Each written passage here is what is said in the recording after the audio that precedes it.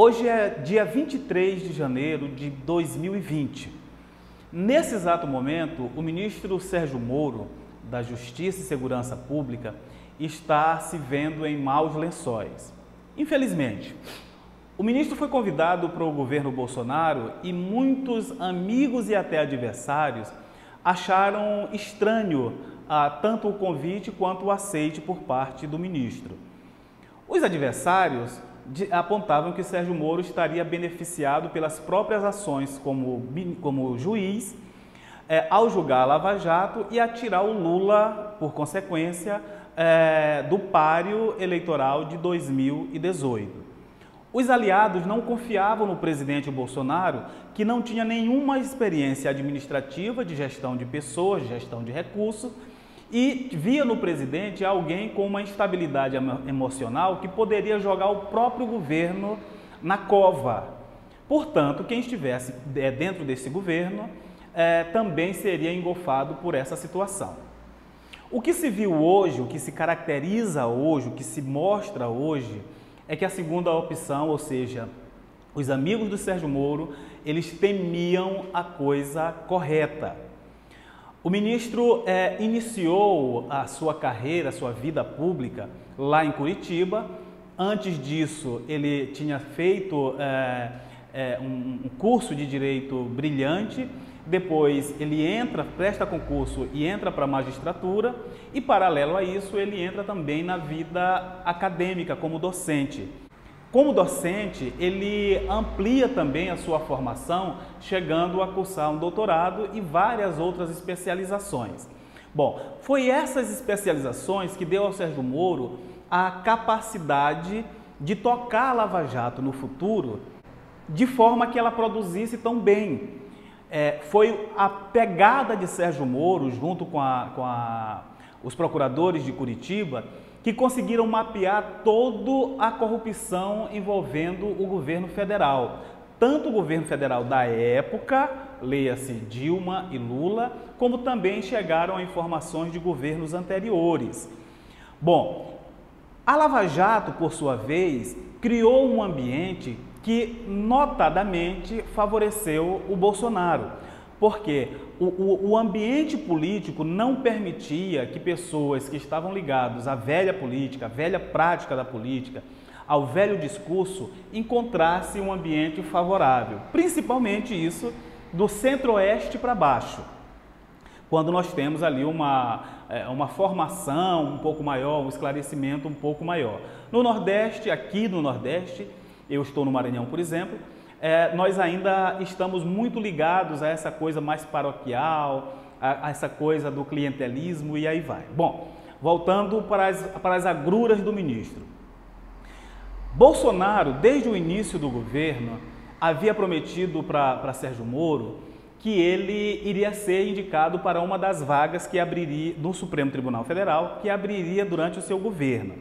Esse foi mais ou menos um compromisso. O próprio Bolsonaro diz isso em uma gravação que ele fez, em uma entrevista que ele fez, que foi amplamente veiculada na imprensa, que ele diz que ele tinha um compromisso com o Sérgio Moro. A coisa pegou um pouco mal, porque parecia que o acerto era prévio à campanha, mas também não deu em muita coisa. Mas Bolsonaro empenhou a palavra dele. Veio o caso Flávio Bolsonaro. O caso Flávio Bolsonaro, todo mundo também tem acompanhado. Ele é acusado de lavagem de dinheiro, de peculato e de participar de uma quadrilha, de uma organização criminosa no Rio de Janeiro, envolvendo o ex-assessor Fabrício Queiroz e parte da milícia do Rio de Janeiro. A partir daí, abriu-se a caixa de Pandora no Palácio do Planalto. O Bolsonaro não ficou satisfeito com a reação a esse noticiário do ministro Sérgio Moro. Ele esperava que o ministro entrasse em campo, desse declarações, defendesse o filho e para tentar ali diminuir a pressão sobre o filho do presidente. Acontece que o Sérgio Moro, por ter uma formação, tanto uma formação ideológica, claro, como uma formação moral e principalmente uma formação política do conhecimento das instituições nacionais, Ele sabia que o ministro da Justiça jamais poderia se comportar de forma a barrar investigações ou criar obstáculos para ela. Bolsonaro, neste momento em que o ministro se comporta dessa forma, não sei se houve um diálogo ali entre os dois, mas o fato é que ficou evidente que ele não iria trabalhar para mitigar qualquer tipo de ação contra o Flávio Bolsonaro. O Bolsonaro pensou em demitir o ministro. A jornalista Thaís Oyama, em um livro lançado agora por esses dias, ela narra como se deu a ação do general Heleno para demover o presidente de demitir o ministro Sérgio Moro. Mas as rusgas ficaram. A gente percebe que o ministro Sérgio Moro, apesar de que ele parece ali meio uma esfinge, não dá para a gente saber o que passa pela cabeça dele, mas a gente vê que ele não está à vontade no governo, tanto que em um determinado momento a esposa do ministro Sérgio Moro coloca uma postagem nas redes sociais dando conta que ele poderia ir embora a qualquer hora, certo? Mas o ministro se mantém. Bom, o que acontece com o ministro Sérgio Moro agora, nesse momento em que o presidente Jair Bolsonaro voltou atrás da sua indicação para o Supremo Tribunal Federal e também agora quer dividir o Ministério da Justiça e Segurança Pública, do qual o Sérgio Moro é o titular, para enfraquecer mais o ministro. E por que Bolsonaro quer enfraquecer o ministro? Por uma razão muito simples. O ministro é muito mais popular do que Bolsonaro e se ele continuar nessa toada, o Bolsonaro não é páreo para o ministro Sérgio Moro em 2022, uma vez que o Bolsonaro já disse que é candidato. Mas e aí o que acontece com Sérgio Moro? O Bolsonaro está numa sinuca de bico também assim como o Sérgio Moro. Se ele demitir, o lavajatismo, que é parte majoritária do bolsonarismo, acompanha o Sérgio Moro. Seguramente, Sérgio Moro, inclusive, tem partido já para se filiar, que é o Podemos do Álvaro Dias. Se ele bota o Sérgio Moro no Supremo Tribunal Federal, ele vai estar premiando alguém que não quis ajudar na tarefa de blindar o Flávio Bolsonaro. E mais, ele sabe que pelo perfil do Sérgio Moro, ele não vai poder contar com o Sérgio Moro no Supremo Tribunal Federal, porque ele, o ministro, terá independência e fará exatamente o que quiser e não vai aceitar pressão. Ora, se ele não aceitou pressão agora, enquanto ele é empregado do Bolsonaro, por que ele vai aceitar quando for ministro do Supremo? Neste jogo, Bolsonaro prefere ir fritando o Sérgio Moro em banho-maria. E aí eu quero fazer uma profecia aqui do que vai acontecer.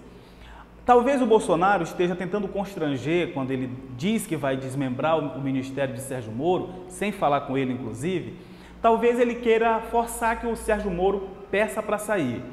A minha aposta é a seguinte: Sérgio Moro não vai pedir para sair. Por quê? Porque ele é um homem frio e que sabe calcular as ações.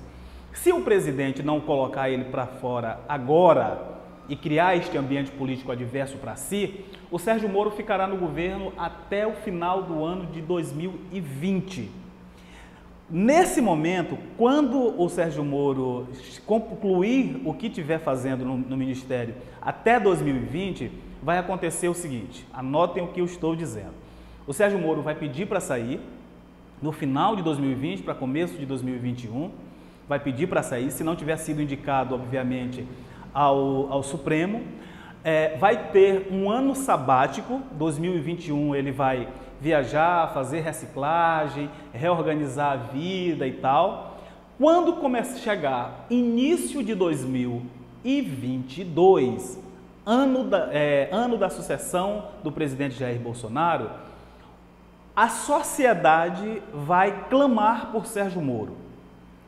E em clamando por Sérgio Moro, ele atenderá a voz das ruas. E em atendendo a voz das ruas, será eleito presidente da República do Brasil. Então, essa é a profecia que eu quero fazer. E com esses passos, vai ter um ano turbulento, o Sérgio Moro, vai segurar até o último dia de 2020, ou talvez início de 2021, vai se desligar do governo durante 2021 e em 2022 será chamado ao dever de ser candidato a presidente da República. É isso, essa é a previsão que eu faço e eu gostaria, se você concorda com isso, que deixasse o seu comentário aqui, que dissesse também a sua opinião, se você concorda, se não concorda, e para que a gente possa ter aí também aí uma métrica, né, uma quantidade de pessoas que concordam com essa tese, ok? Não é bem uma tese, é uma profecia. E eu já gostaria de você que chegou até aqui, se inscrevesse também aqui no nosso canal. Aperte aqui o sininho para receber notificações de quando nós postarmos novos vídeos. Se inscreva no canal e compartilhe esse vídeo aí com os seus amigos, que pode ser também um bom ponto de partida para a discussão de agora por diante. Valeu? Muito obrigado, fiquem com Deus e até a próxima. I'm motivated by a mix of emotions.